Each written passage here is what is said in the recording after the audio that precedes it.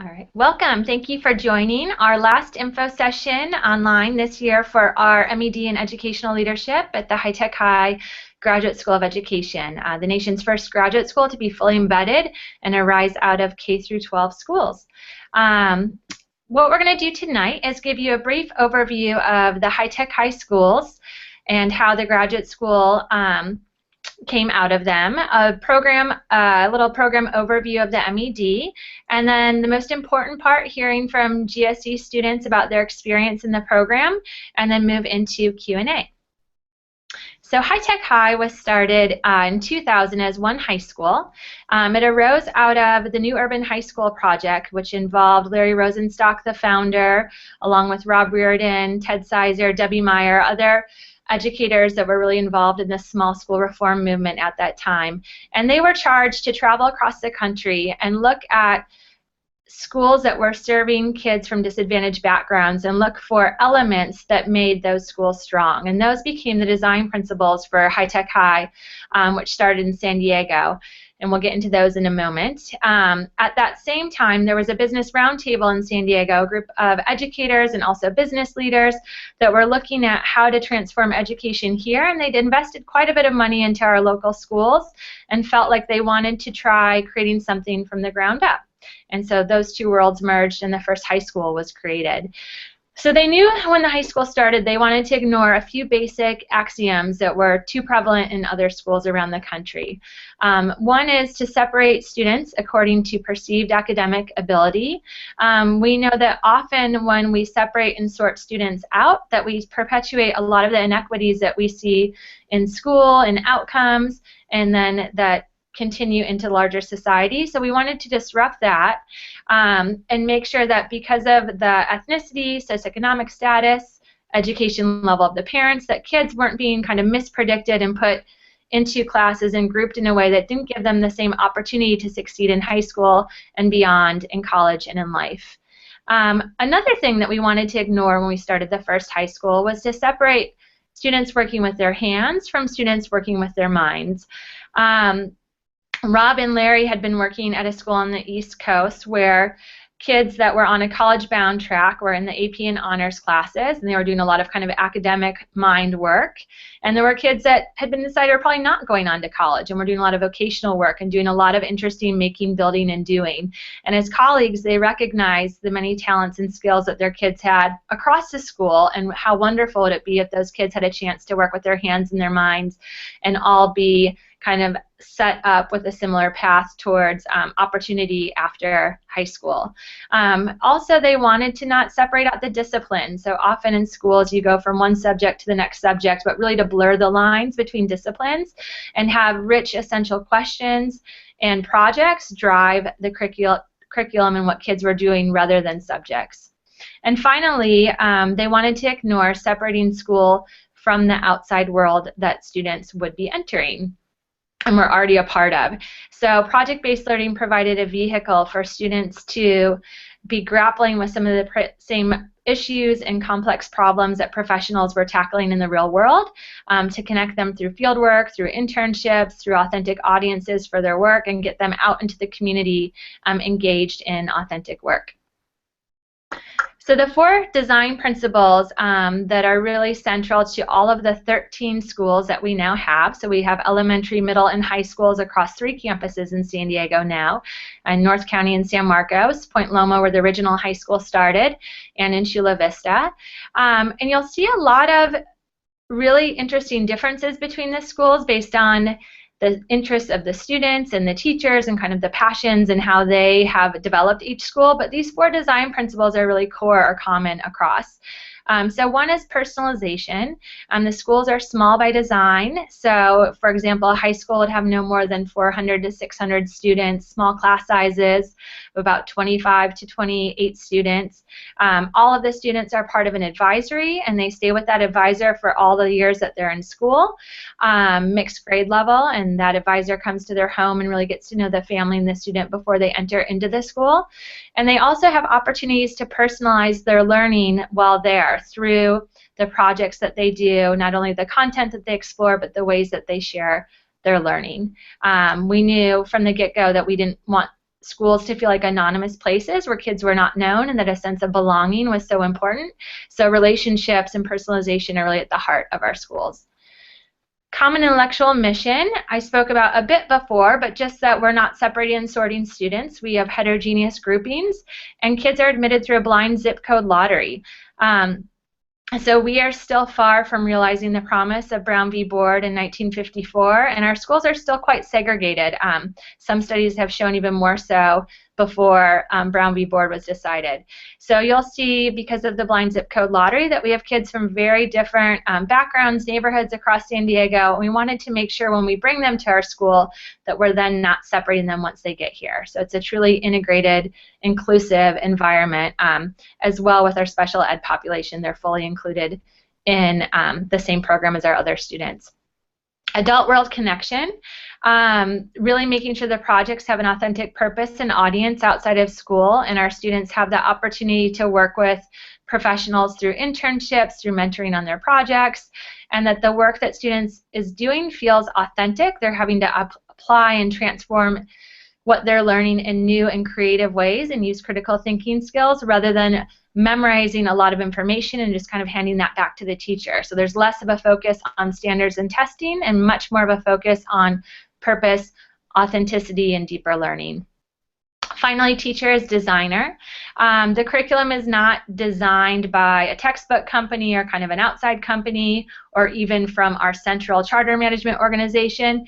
Teachers are really empowered as designers of the projects and curriculum, and we've even wondered whether this should be teacher and student as co-designer, because we realize how important it is that students have ownership of what those projects look like and often have much better ideas than the adults do. So, High Tech High Graduate School of Education.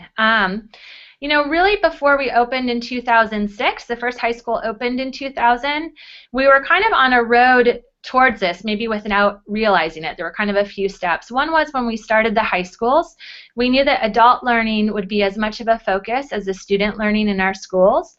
And so there's interdisciplinary teaching teams. You share a smaller group of students with another teacher. So you might have 50 students and teach 2 2-hour blocks a day rather than having 200 students and teaching 7 periods during the day. So you can really know those students well, and you can work with other adults to design curriculum, talk about student issues, look at student work together.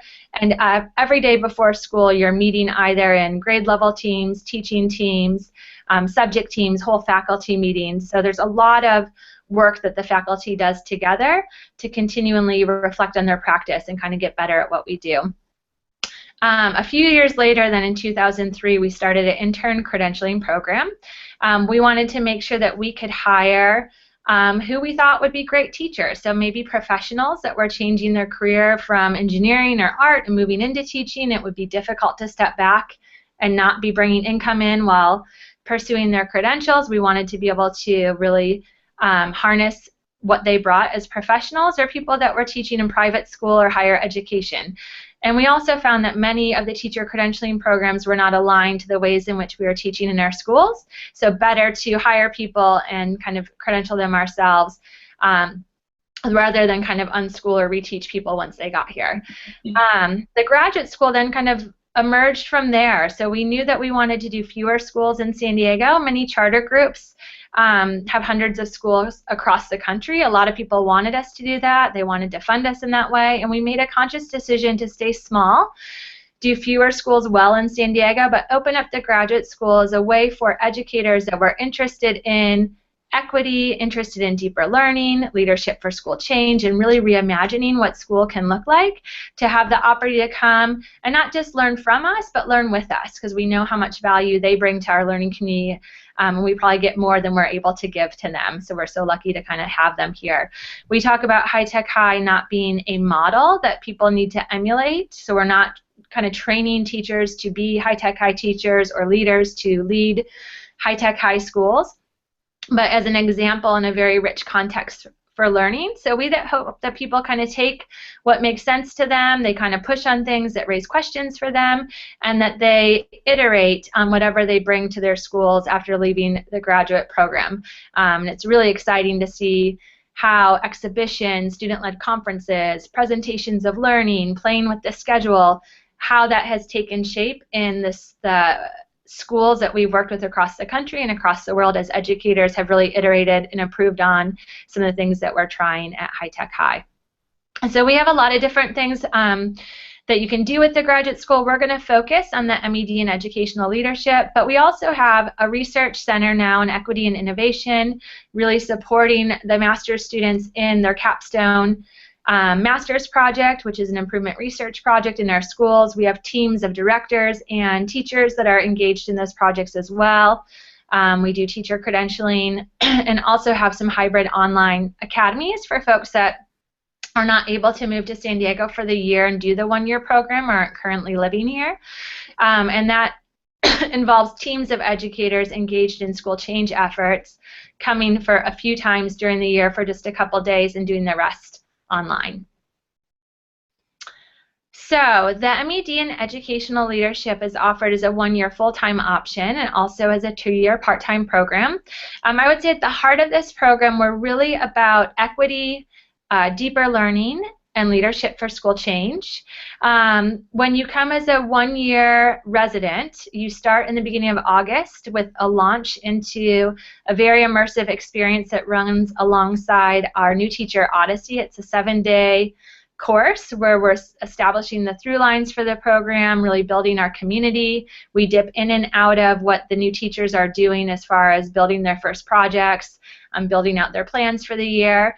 And from there, you're in class for the year. You are in one of the 13 clinical sites. So if you aspire to be an administrator, you might be partnered with the school director. If you are interested in college advising or becoming a dean of students, you might be partnered with someone that's in another type of administrative role. And we also have people that are coming that really want to develop their teaching practice but grow as educational leaders or teacher leaders. So they might be partnered with a veteran High Tech High teacher that's really active and taking on leadership at their school. So with the M.Ed in educational leadership, there's a lot of different pathways with how you might spend your time and who you might be apprenticed to when you come to our schools based on your own interests.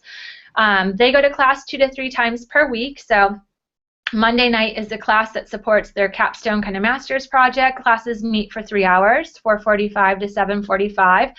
And then Thursday evenings, the classes rotate every 6 weeks. So courses on equity, deeper learning, facilitating adult learning, things like school finance, school law is a course happening right now. Those that want to go deeper into pedagogy, we do classes on authentic assessment, inclusive classrooms. You can kind of see all of this on the website, but those change every 6 weeks. The other class is a fieldwork class that meets on Tuesday afternoons every other week, and that's where we really explore various issues connected to leadership and unpack what's happening at their residency sites. The 2-year part-time option is for working professionals that either work in High Tech High schools or other schools around San Diego or even a little bit further. We've had a student come in over the border from Mexico. We've had people up in Orange County come down, but they're locals that are working full-time while doing the program as a 2-year part-time program. But you do need to be situated within a K-12 context because each project for the course requires you to apply your learning in some way and be practicing leadership at your school sites and then reflecting on that with your peers and with faculty in the program. For the 2-year part-time program, in the first year you're doing coursework, and the second year your master's project, and you come to class 1 time per week. So our approach is very much aligned with what happens in our schools. It's a learn by doing model. The projects are open-ended enough that students can personalize what they would like to pursue based on their own passions and interests, but also the needs of their school site.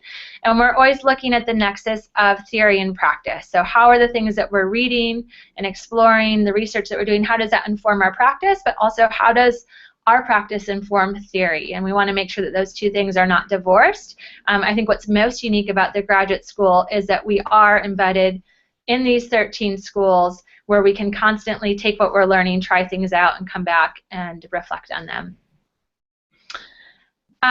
So I talked a bit about this before, but this just gives kind of a visual for the overview of the M.Ed. There's the classes that meet every 6 weeks, kind of the core classes, course, or core classes, and then you have your field work, and the inquiry into practice courses support your master's project.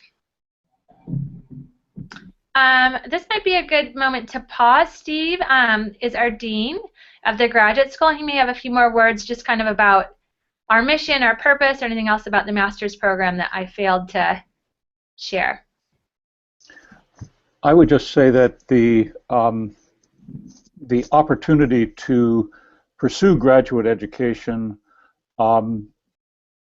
surrounded by teachers, by school leaders who are not only practicing an innovative, equitable kind of pedagogy, but also continually examining their own practice is enormously stimulating, so that the opportunity to think, read, which one would ordinarily get in a graduate school program, is enhanced by the experience with not only fellow students, but also all of the colleagues who are around. And that's something that I see as making this a much richer kind of graduate education that links the study that ordinarily goes into graduate education with the practice in a very firm way, a way that makes it an experience that changes people, gives them not only the kinds of skills they need, but the dedication, the commitment, the inspiration that they need to move forward. Great, thank you. Thank you, Stephen. We'll hear a bit more from our students in just a minute, and they can share more about what that experience has been like. I think, you know, it's a lofty goal, so it's hard to kind of put it out there. I'd rather have the students kind of speak to this, but I think one of the things that we're working on is really transformation, that people feel like through the program they are a different person than they would be, and a different educator than if they hadn't done the program. It's really an opportunity to re-examine kind of prior belief systems, ways that we go about doing things, even how we think about what school should look like. So that's really what we're after in our K through 12 students and also our graduate students, that this is an opportunity to really transform ourselves and our thinking about schools. So as far as admissions, the priority deadline for applications is right around the corner, February 1st. We're hoping as many people as possible can kind of hit that first deadline, because that's when we begin interviews and we really take our first cut at who we're admitting into the program. There are 2 rounds, first with GSE faculty and students, and then the second round if you're applying to the 1-year residency program with folks from the schools that you might be working with. From there, we do accept applications on a rolling basis, so if you miss that deadline, please reach out to us and let us know, I am applying, I just need another week, so we know to anticipate your application. The tuition is advertised at $25,000 through money that we've received in the graduate school, where you can offer fellowships for almost every student that's admitted. We consider diversity. We consider residents in the 1-year option as needing kind of additional support because they're taking a break from working embedded in our schools. So that impacts tuition, and also the opportunity to bring in money through a paid internship, and also international students coming to our schools. So please indicate through your applications if one of these fellowships might apply to you. And even if any of those don't, we do offer fellowships to bring down tuition for other folks as well. Current students and alumni, we're going to hand it over to you. Actually, this round we have all current students.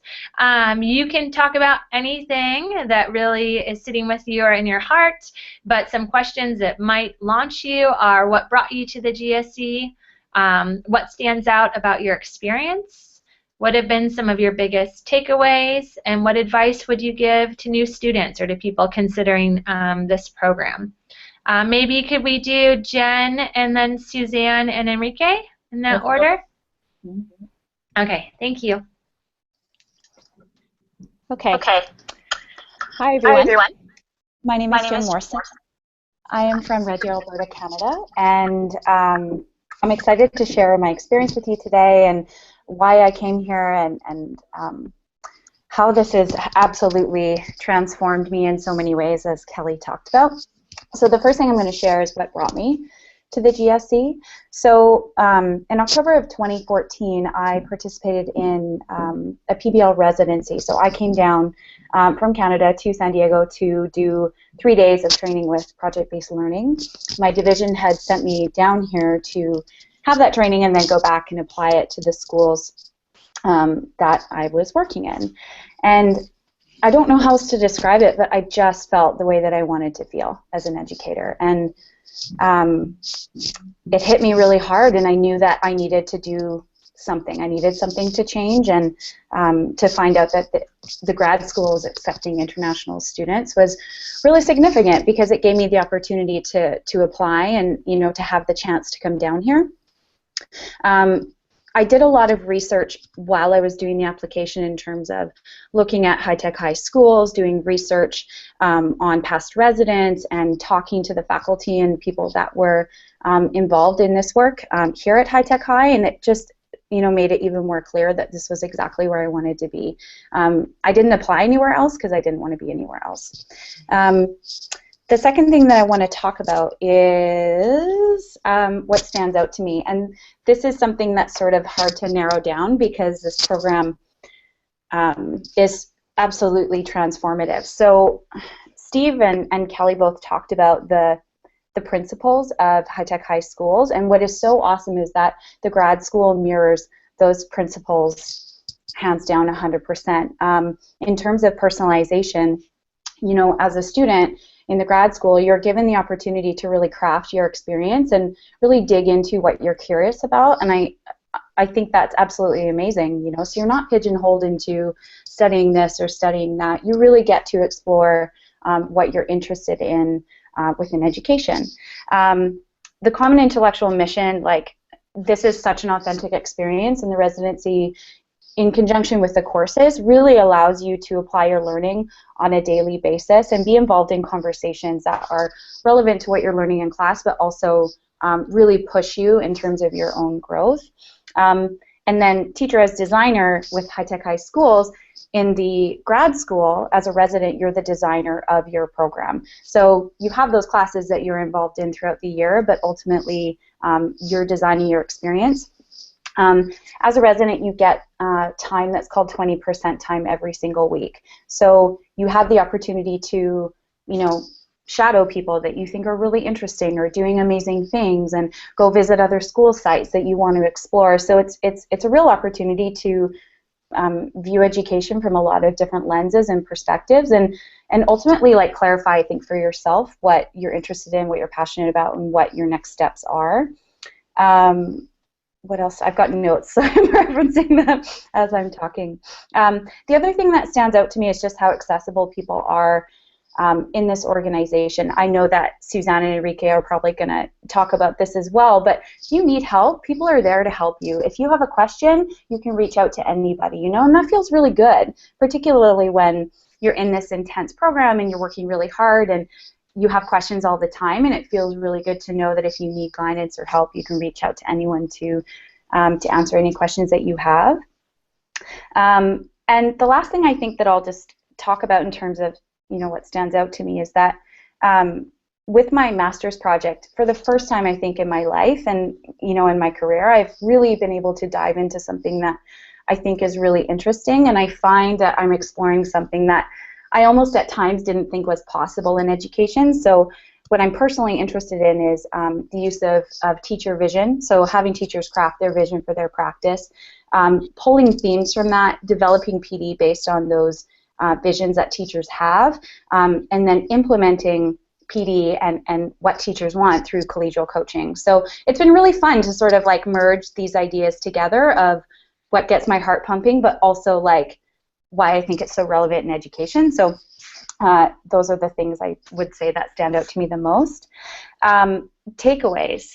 Again, it's hard to narrow down because the transformation throughout this program is so significant. I remember Kelly, you talked about the Odyssey experience at the beginning of the program, and everybody that's new to High Tech High, it doesn't matter how many years you've taught, if you're a GSE student, whatever, you're doing the Odyssey, and you get to participate in this week intensive program that really does open your eyes to what these schools are all about.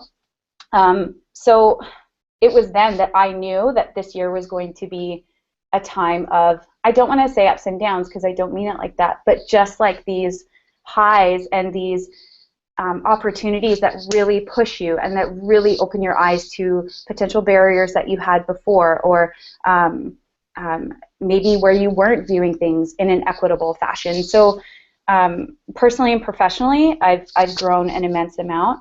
I'm making a lot of connections with not only the GSE students and the faculty, but just like people that are involved in this amazing work. High Tech High is a great hub for people anywhere in the world, you know, in the States, Canada, wherever, that come and that want to make a difference. And it's really cool to be immersed in this community that, like, that's the focus. And as Steve said, everybody is learning. We're always learning, and that's what this is about. And you know, my thinking is really being pushed. I had ideas of what equity was before I came down here. I had ideas of what was possible for me in leadership, or what leadership was before I came. And, you know, a lot of that has been really opened up, and I'm so thankful for that. You know, and lastly, a big takeaway is, like, not that I'm ready to be a leader, but I am a leader. And that feels really good to say, you know, like, I'm a leader, here I am, and I can do it. So it's been really empowering to realize that and to really own that statement. Advice to new students, just be open to this experience. I think if you're participating in this call, or you're exploring High Tech High, or any of this work, you're a progressive educator and you care about kids, really. And, you know, applying to something like this is really going to push you and open your mind in many ways that you don't anticipate. So just be open to that. Just jump in. Be curious. Brene Brown, who's one of my favorite authors and is a lot of inspiration for my work this year, talked about it's not necessarily about what you're passionate about, but what you're curious about. And so, you know, if you come here and you're participating in this, you just have to jump in and really explore that curiosity. And the last thing is just remember what you're bringing to the table. At first, when I started the program, not that I felt like I had to fit a mold, but you just, it's overwhelming in such a good way. But at times I doubted, I think, what I was capable of. But, you know, at the end of the day, if you're coming here and you're applying to the program and you've done your research, like, you're bringing something that's really unique and really special. And this is such an opportunity and a place for that to grow and for that to blossom.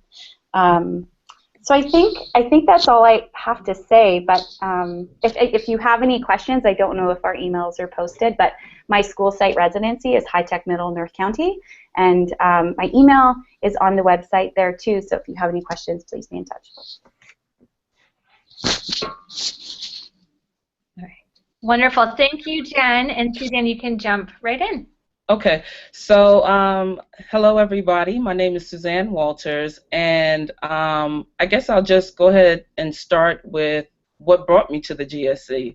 I was working in Washington, D.C. as a teacher, had been teaching for a couple of years, and loved my school, loved my students, but felt, you know, even after doing different leadership initiatives, that it was time for me to make an impact in a different way. There were a couple things I wanted to do. One, I wanted to be sure that I was able to provide my students with the skills they needed for the 21st century. And then two, I wanted to find ways to create systems in a school that could keep them from falling between the cracks.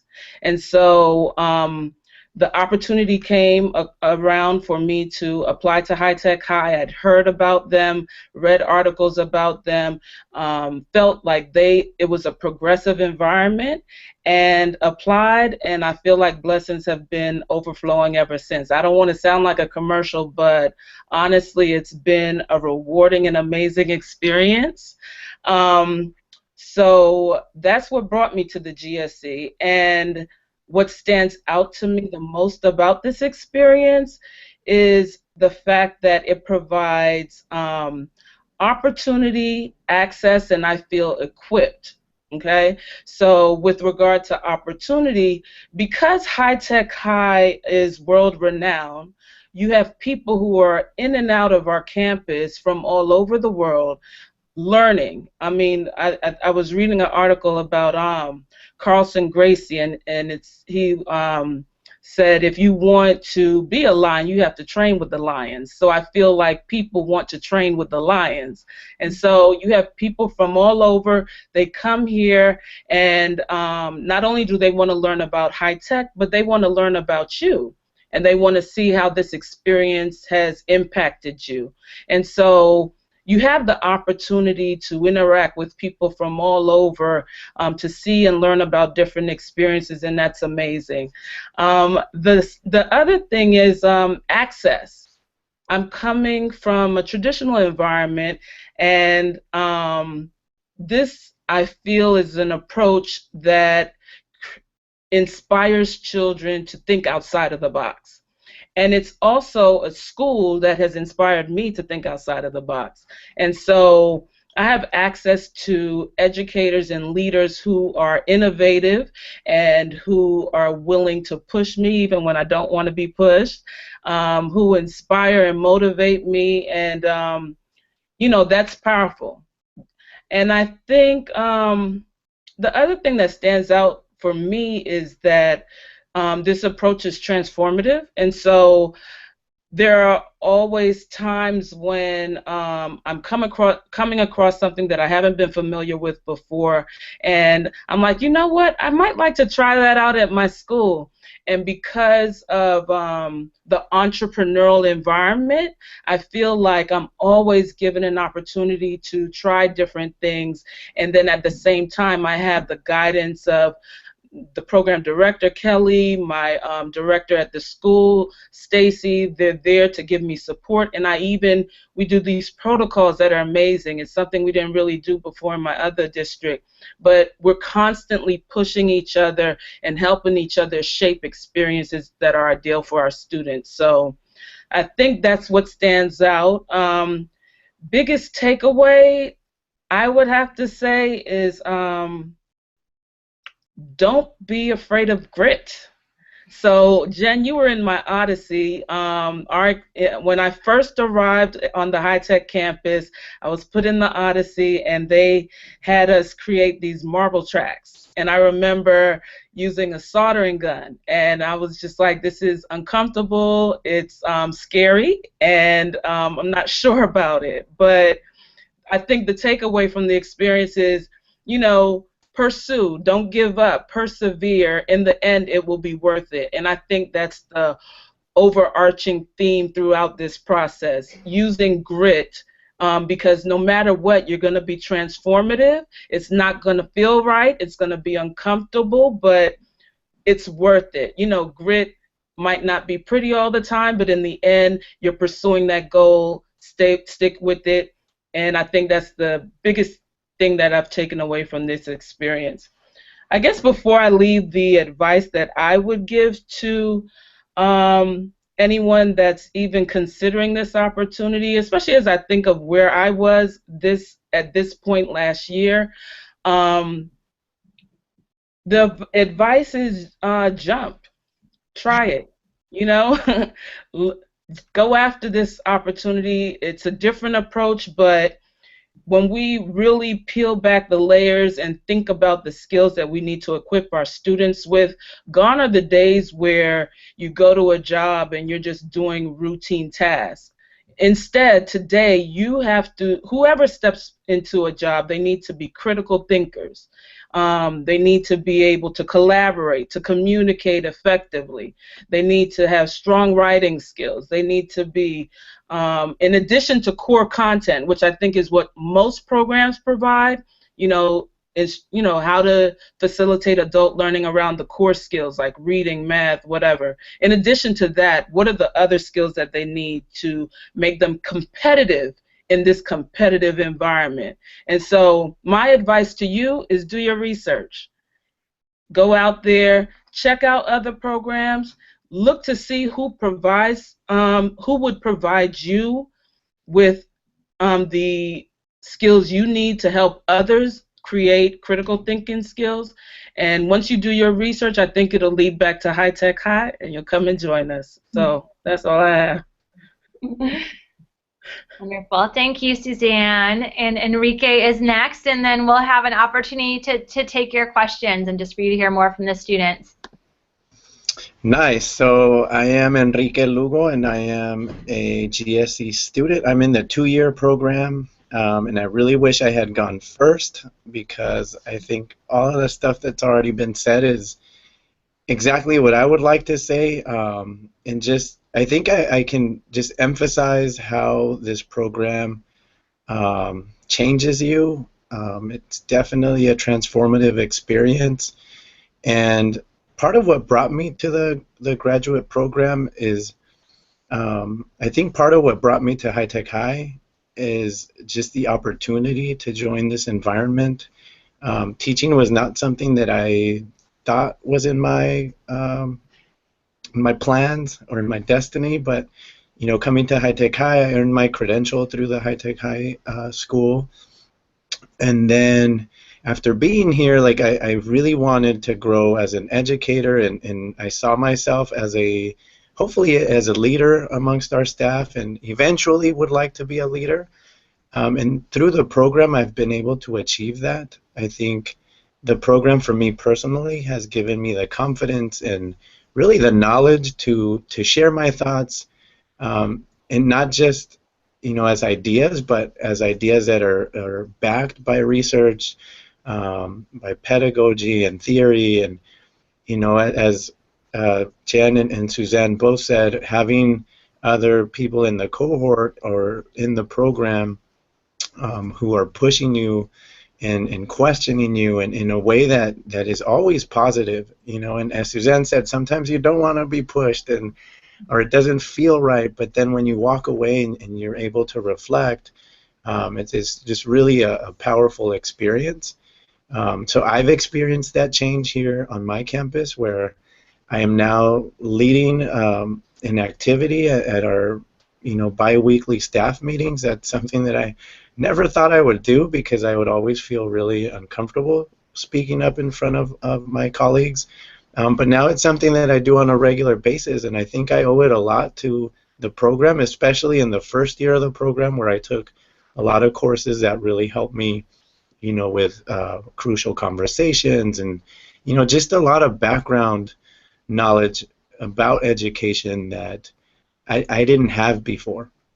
So I think those are probably the two things that stand out the most for me, is just how it's transformed me as an educator, as a human being, and just how I've been able to apply all of my learning to what I do in my classroom with my students, as well as in conversations with my colleagues. And then in terms of advice, I would second what Suzanne said. I think if you're watching this, or if you're considering joining the GSE program, you should do it. It's definitely something that can be overwhelming at times, especially working full-time or as a resident. There is a lot of responsibility and a lot of work to do, but because you're able to apply the work right away, at times you apply it the very next day in your practice, I think it makes the work very personal, and I think it piques your passion about it. And for me, it's just really pushed me to, I don't know, change the way I think. I think I've taken some of it home with me as well, with my wife and kids. So again, if you're thinking about it, just go for it. Like Suzanne said, jump into the lion's cage. We're all very friendly lions. But I think that's the biggest word of advice. Come prepared to work, come prepared to have fun, and come prepared to make lifelong friends. Because I think there have been, being in the second year, last year we had a lot of people who graduated and moved on, and it's great when they come back to visit. I miss them a lot, but I'm able to keep up with them, and it's cool to also be able to share resources now, or experiences. So it's a really unique opportunity. Plus, San Diego is amazing. Our weather is incredible right now. So definitely consider that as well. Wonderful. Thank you, Enrique. We're going to move to questions now. So there's a Q&A little icon on the left-hand side that's blue. If you just click on that, you can send questions into us, and the students can answer them. I really appreciate what everyone has shared, and maybe while we're waiting for the questions to come in, maybe you could share a project, whether it's your master's project, a fieldwork experience that you did, a project from a course, but something that you've done connected to the program that you feel particularly proud of, and then we'll kind of have the questions come in from there. I wonder if Jen could say a little bit about what she did when there was a leadership transition in her school. Great.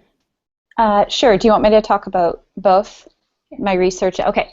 So what's super cool about the residency is that you're placed in a school site, and you're acting in that role, and you're working in conjunction with, in my case, it was a director. So I was wanting to learn how to lead a school.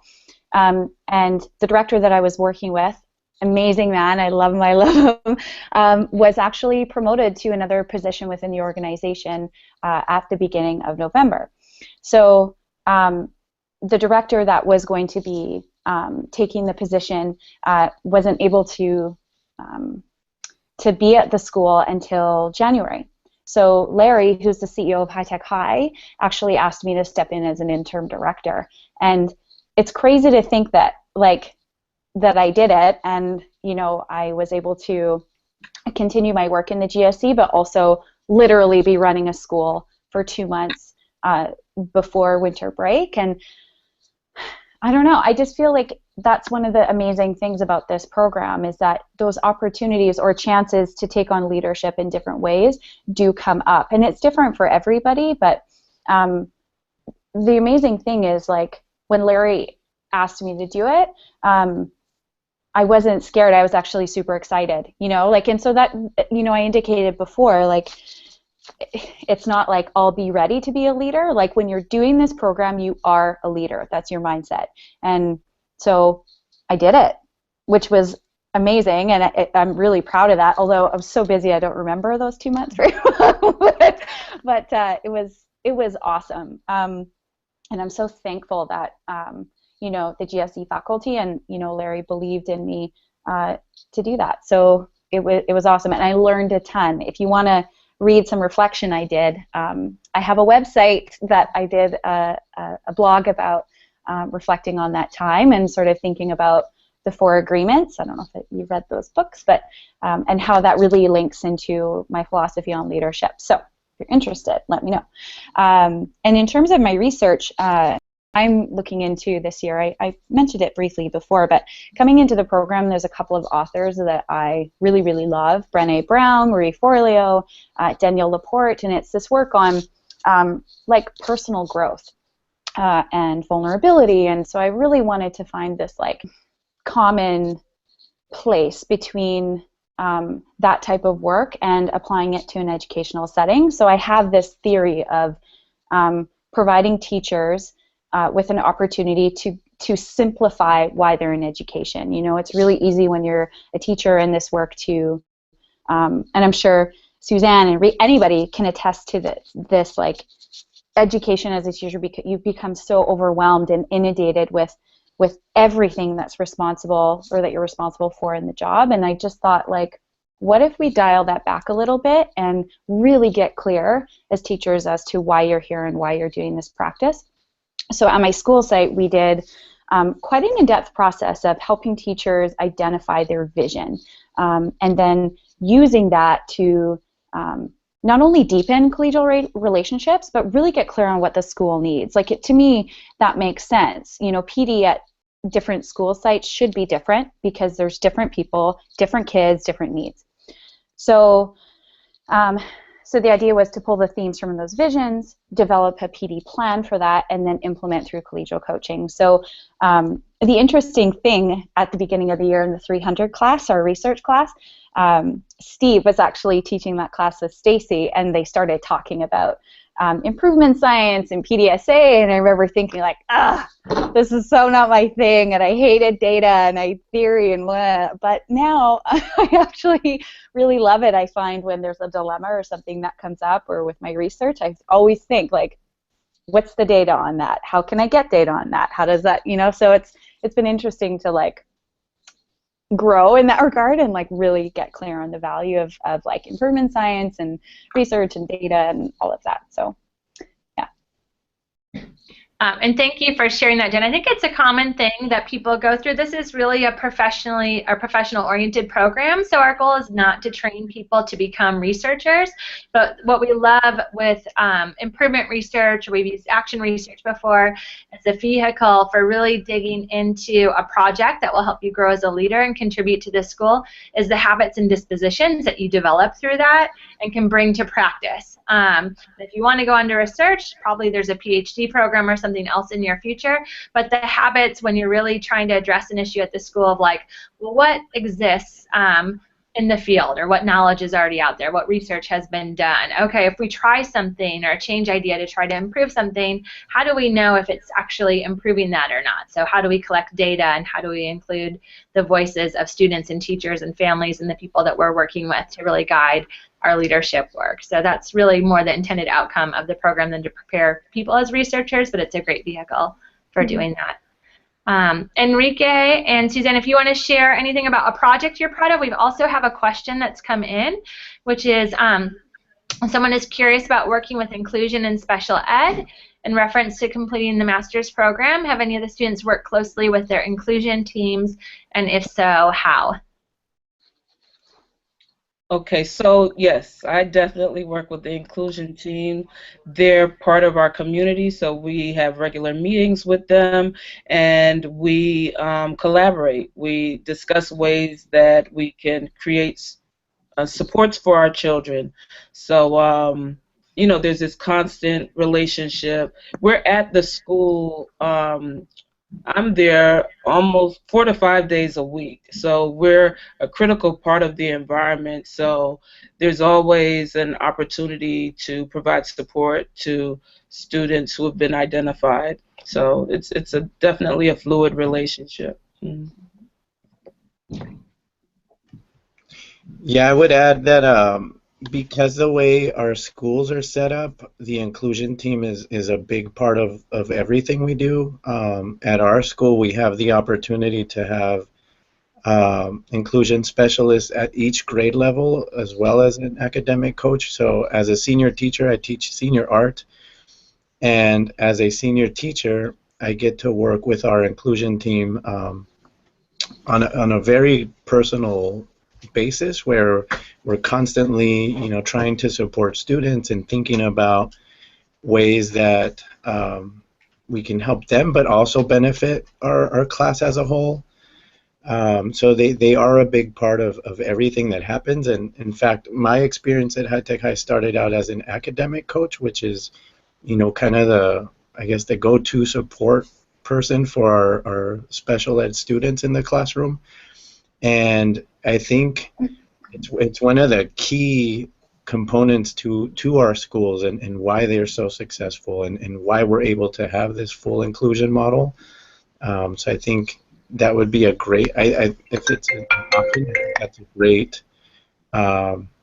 way to work it through the GSE, and I imagine there's great work that could be done there.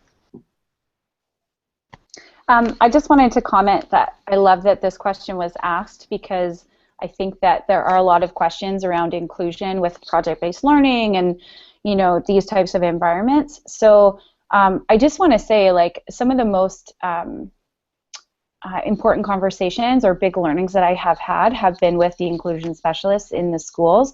The High Tech High schools have high numbers of students with IEPs, and,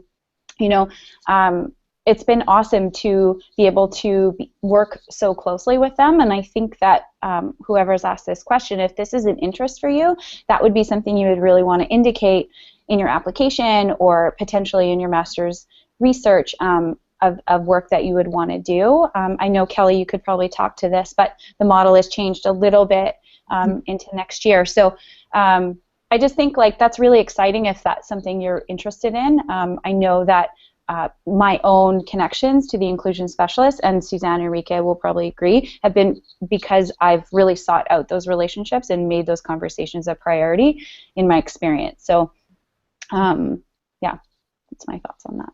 Yeah, great. Yeah, I would just add the full inclusion model, really we're trying to do very little to pull out and really push in support so that students feel fully included in the learning environment and they have as much access as possible to what all the other students are experiencing in the class. And I think because of our approach in doing project-based learning, there are so many ways that we can build the projects around students' interests and have different ways that we differentiate kind of what they're doing throughout the project, not just to accommodate students that are on 504s or IEPs, but all of our students in the unique ways that they learn and that they shine. I would say one thing, one of our master's projects, our previous director of inclusion that supported inclusion across all 13 schools is an alumni from the program, and her master's project was really rich. It was looking at how to build a professional learning community across a network of 13 schools.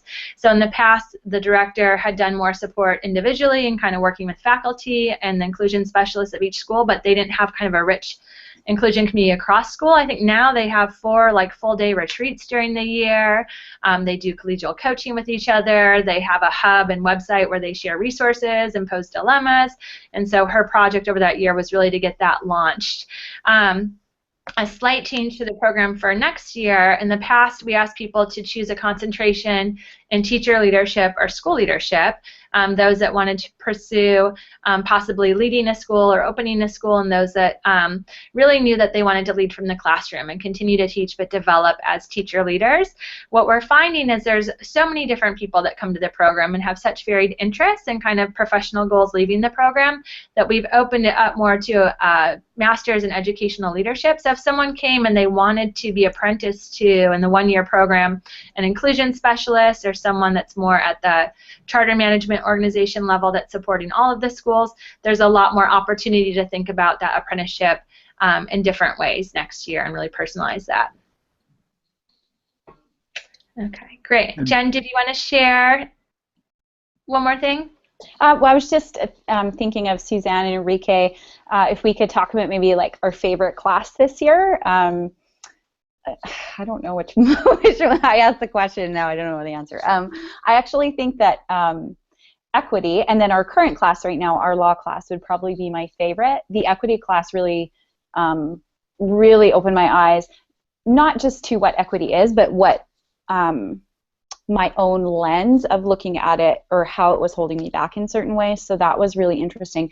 And then the law class, like Larry and Maria and Spencer Gooch teach it, and it's just fun. And you're reading about all these cases, and I'm a Canadian, so the Constitution is new to me, so trying to learn all of that, but it's really, really interesting. And every time I leave that class, I feel my brain is tired, but I feel like I've learned so much. And we've had really great dialogue so far in this law class. So, well, I can talk about my favorite class, but what I really like to start with is talking about my research and the project that I'm doing at my school. I have always felt it's important to have the community support a child, and so when I got to my school site, the Chula Vista Elementary School, I looked at the relationships that we had with our parents and felt I wanted to work to strengthen this relationship. And so that's what my research has been around.